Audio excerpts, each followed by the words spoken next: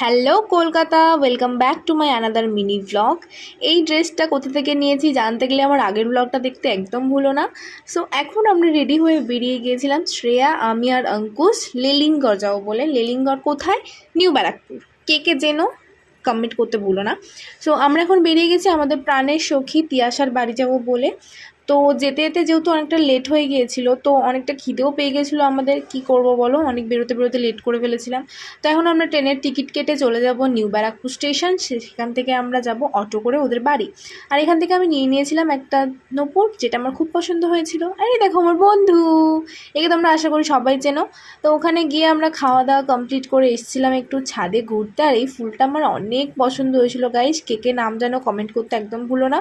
তো সব কিছু করে রেডি সেডি হয়ে আমরা এবার বেরোবো। কি আর করা যাবে বলো, বাড়ি তো ফিরতেই হবে। তা আজকের ব্লগটা একটুকুই, টাটা।